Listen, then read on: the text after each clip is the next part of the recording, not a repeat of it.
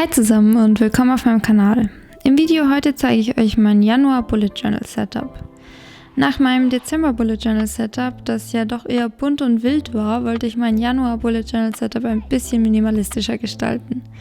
Wenn ich an Januar denke, dann denke ich an Berge und Schnee und einen dunklen Himmel. Deshalb habe ich genau das zum Thema für mein Januar Bullet Journal Setup gemacht, zusammen mit einer dünnen Schreibschrift. Die Berge in meinem kompletten Januar Bullet Journal Setup habe ich mit Fineliner gezeichnet und mit ganz vielen kleinen Punkten schattiert. An den Stellen, an denen mehr Schatten sein soll, sind viele Punkte dicht beieinander und an den Stellen, die heller sind, sind wenige Punkte weit auseinander. Die Methode, um zu schattieren, habe ich tatsächlich im Kunstunterricht in der Schule gelernt und zum ersten Mal benutzt. Das war wahrscheinlich auch das einzig Sinnvolle, das uns unsere Kunstlehrerin beigebracht hat. Dann habe ich noch die Stellen über den Bergen mit einem dunkelblauen Crayola Super Tips Marker ausgemalt und mit meinem weißen Uniball Signo Gel Roller Schneeflocken drauf gemalt. Eigentlich wollte ich, dass es Sterne werden, aber ich finde, es sieht mehr aus wie Schnee, was aber auch voll okay ist. Ich finde es super schade, dass wir diesen Winter nicht in die Berge zum Snowboarden gehen können. Das ist eigentlich jedes Jahr ein Highlight, auf das ich mich schon ab August freue. Aber das ist natürlich ein absolutes Luxusproblem. Ist natürlich viel wichtiger, das ganze Chaos dieses Jahr ein bisschen einzudämmen und unsere Familienmitglieder zu schützen. Geht ihr normalerweise auch in den Winterurlaub? Egal ob zum Ski, Snowboard oder Schlittenfahren oder auch einfach zum Wandern? Wenn ja, wo geht ihr da normalerweise hin? Als Kind bin ich jahrelang mit meinen Eltern in die Schweiz gefahren, zu einer Freundin von meiner Mom, wo wir dann eine Woche übernachtet haben und jeden Tag Skifahren gegangen sind. Allerdings ist meinem Freund und mir die Schweiz ein bisschen zu teuer.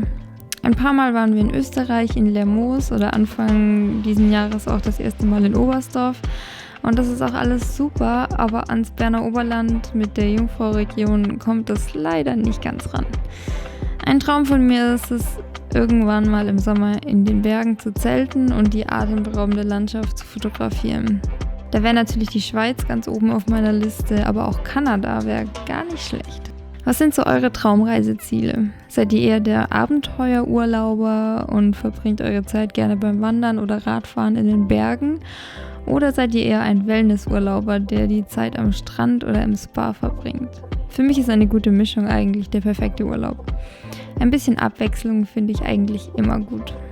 Aber es sieht ja sowieso ganz danach aus, als müssten wir mit dem Reisen noch ein bisschen warten.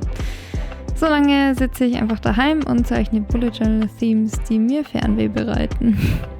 Aber zurück zu meinem Januar Bullet Journal Setup. Ich habe in meinem Januar Bullet Journal Setup meine üblichen Seiten integriert. Also eine Coverseite, eine Monatsseite mit Platz für Termine, meine Ziele und die wichtigsten To-Dos, ein Habit Tracker, ein Mood Tracker, ein Social Media Tracker für Instagram und YouTube, ein Fitness Tracker und weil ich gerade meine Bachelorarbeit schreibe, auch eine Checkliste.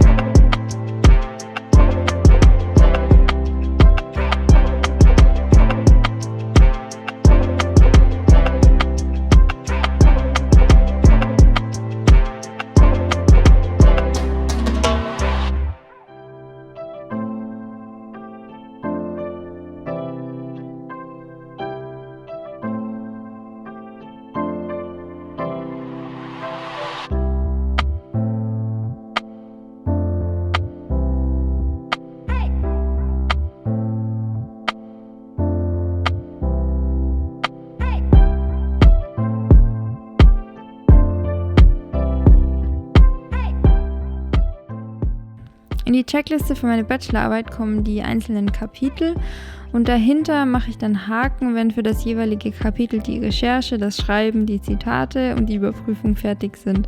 Und ganz hinten ein Haken, wenn das jeweilige Kapitel komplett fertig ist.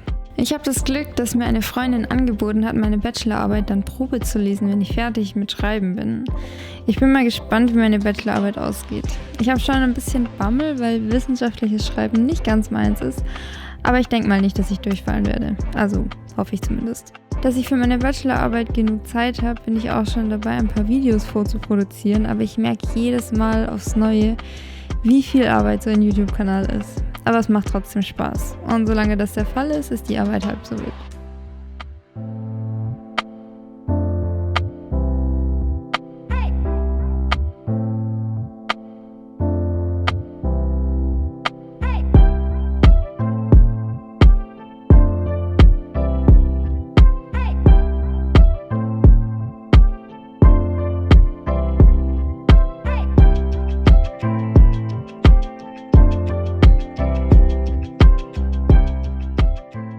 Ich hoffe, euch hat mein Januar Bullet Journal Setup gefallen und wenn ja, dann schaut doch auch mal auf meinem Instagram-Account vorbei. Auf dem habe ich erst gestern die 1000 Abonnenten geknackt. Ich würde mich auch sehr über einen Daumen nach oben, einen Kommentar oder ein Abo freuen. Ansonsten sehe ich euch beim nächsten Mal.